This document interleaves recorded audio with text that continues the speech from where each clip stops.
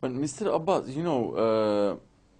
the international community is really awkwardly quiet. Don't you think that the unique solution is that there is Ittihad Islam, the unity of Islam, and all Islamic countries are together, and they have a board, and if there is an unjust justice in any part of the world, regardless it is from a Muslim society or non-Muslim society, because it's a power, we are talking about 2 billion people, and they have a huge resources, and they can change everything. It's just one word. This board is going to tell Assad regime that stop this, and then they will have to stop it because international community like NATO, UN, and they failed. They failed in Bosnia.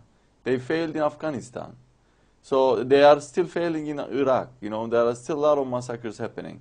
Don't you think the unique solution is Ittihad Islam in this sense for Syria?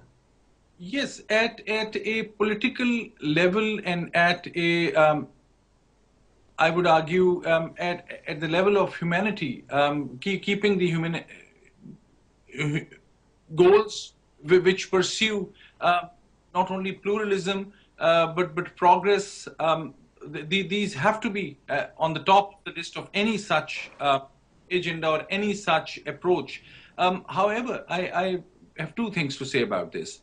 One, there's no doubt that we have seen the European Union model, for example, where countries continue with their own sovereignty, their own identity, but there are good linkages. So this is absolutely a high time for countries as well as larger international Muslim countries, groups, that they start small, because we know that Organization of Islamic Countries provides such platform, but it has done very little for the cause of Muslims or for the cause of humanity. Because the larger cause of religion or Islam, I think, is good for all,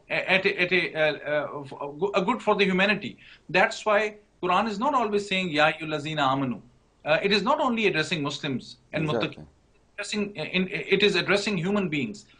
So the beginning can be in terms of having an idealist model, that is great, but we can start small. Start with law enforcement and intelligence cooperation, then economic cooperation, like the way Muslim states should read more how European Union had done that. And with you, I understand, and I philosophically or at a level of principles, I absolutely agree with what you're formulating. More coordination, more cooperation between the Muslim countries, but at the same time, by telling the Western world and by telling the non-Muslim states that any such cooperation is not against someone. It is not Exactly. versus the West. It is one Islam in the West also, but it is that Muslim states are getting together for improving their governance systems, for improving their economy, For improving for the peace. and peace. You're right, Exactly. so right. The most important thing, it is not as if, because many people in the Muslim world, when they think of, when they refer to an ummah or get coming together, they immediately think that the day Muslims all will get together on one platform, that is the day the war against the West will begin. Exactly.